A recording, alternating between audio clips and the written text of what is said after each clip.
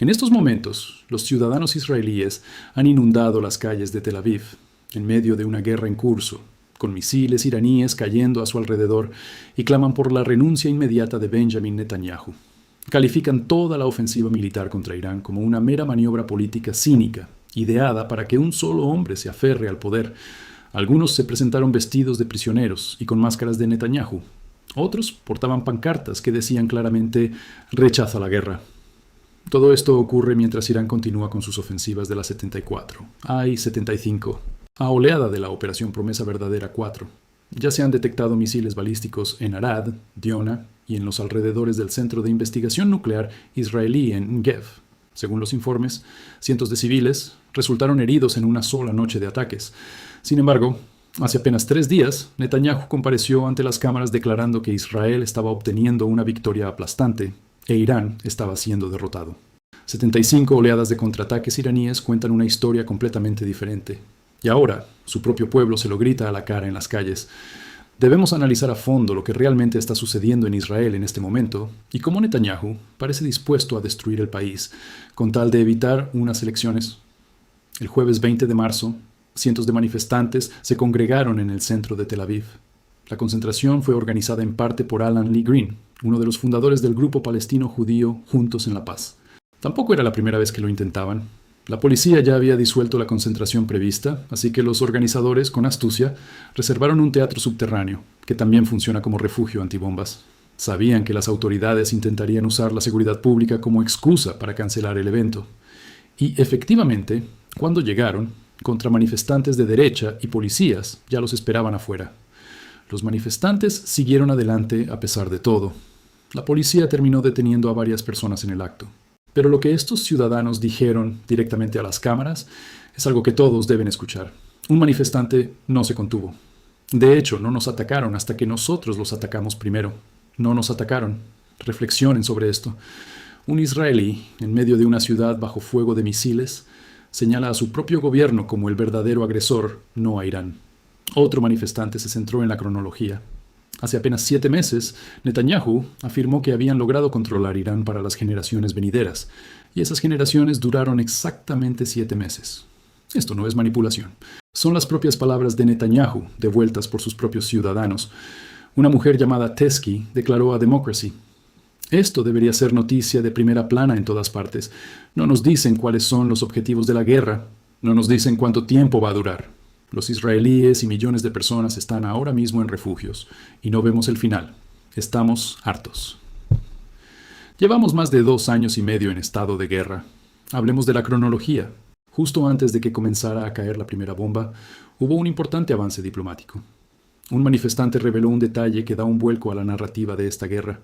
Días antes del inicio de la campaña, los mediadores omaníes que trabajaban entre Estados Unidos e Irán afirmaron que las conversaciones nucleares iban sorprendentemente bien, con solo un par de asuntos menores pendientes.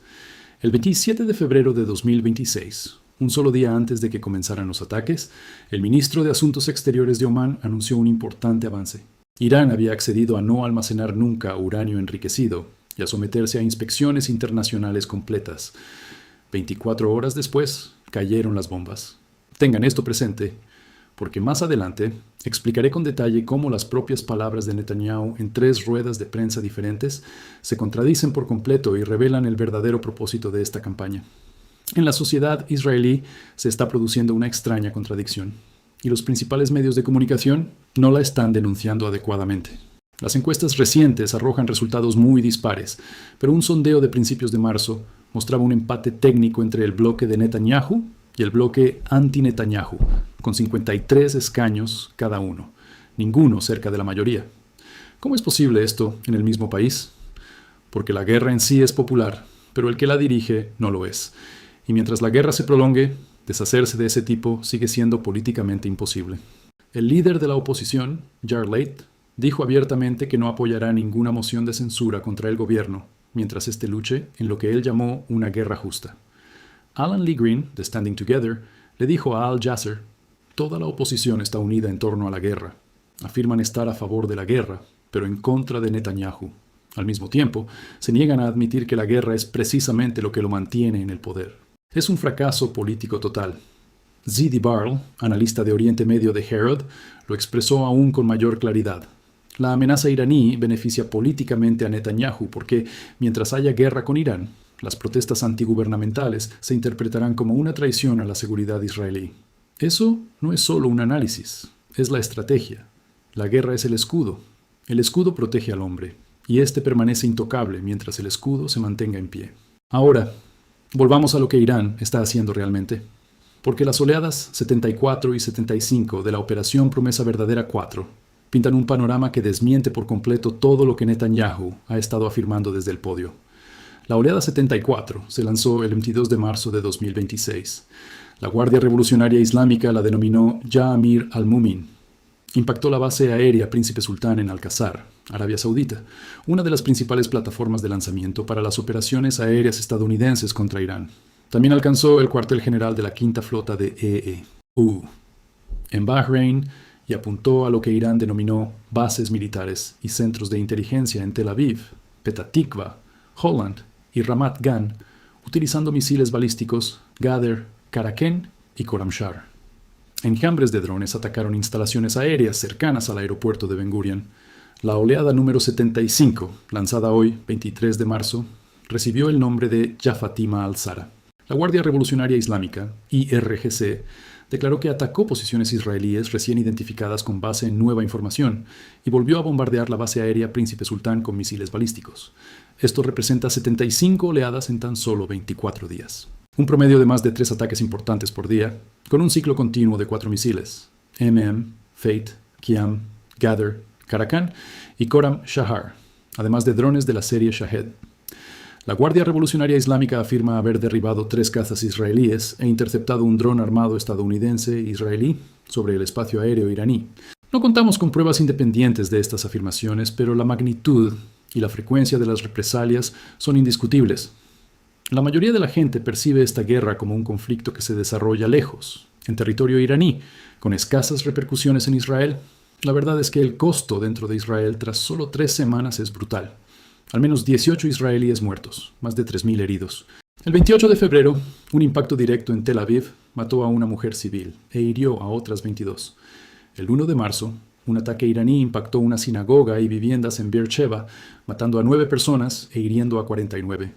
El 9 de marzo, 2 trabajadores de la construcción en las afueras de Tel Aviv murieron a causa de municiones en racimo.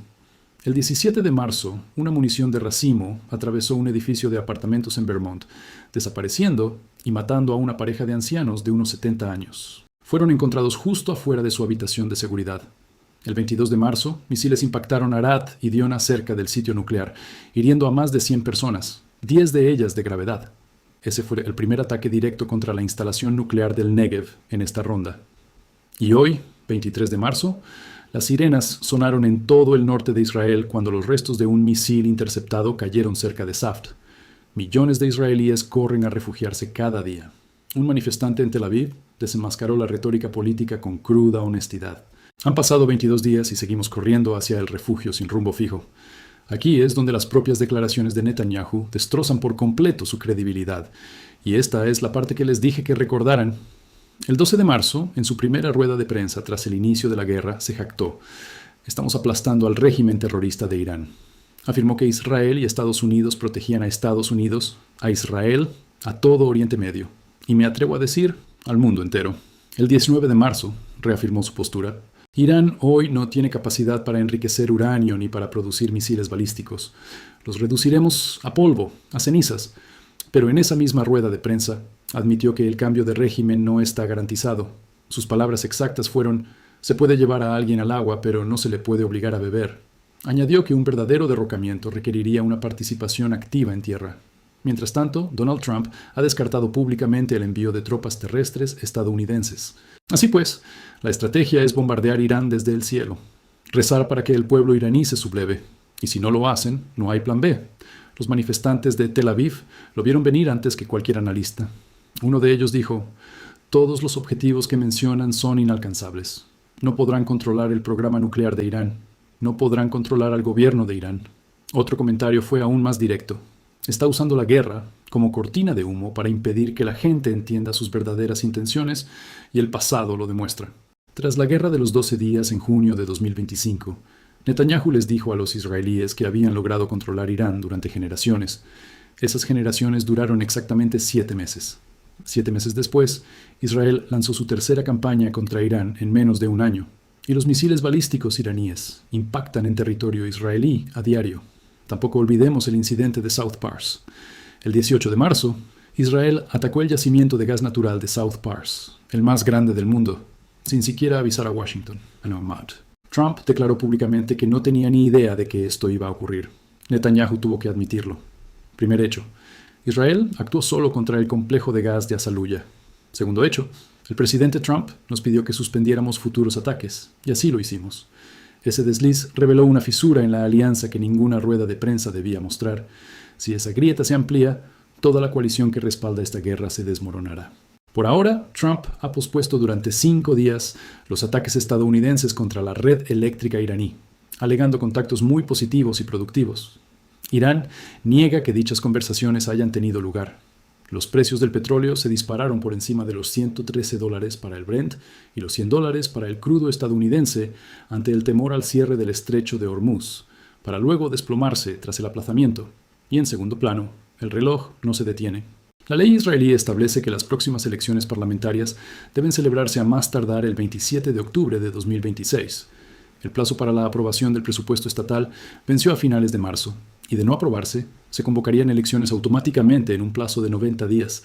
Un ministro de enlace admitió públicamente que probablemente están posponiendo la votación hasta junio o julio para que el bloque de Netanyahu pueda aprovechar la guerra con Irán.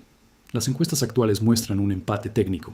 Sin embargo, el 17 de marzo, Haaretz informó que Netanyahu está intentando destituir al asesor legal del comité electoral y trasladar el caso, lo que el periódico calificó como una escalada en el intento del primer ministro por sabotear el proceso democrático de Israel.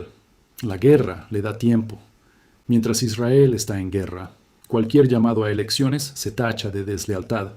Los manifestantes lo entienden perfectamente. Uno de ellos dijo sin rodeos: «Esto solo beneficia al gobierno de Netanyahu, así que se hagan las cuentas». El plan era un ataque relámpago de 4 o 5 días que destrozaría al régimen iraní. La realidad es que, al cabo de 24 días, se han producido 75 oleadas de represalias iraníes y el régimen no ha colapsado. El plan era que la guerra de junio de 2025 hubiera neutralizado a Irán durante generaciones. La realidad es que, 7 meses después, han vuelto a la guerra y los misiles iraníes están alcanzando Diona. El plan era que Irán no tuviera capacidad misilística después del 19 de marzo.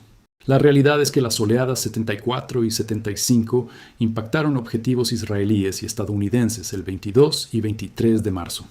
El plan era que el pueblo iraní derrocara a sus líderes.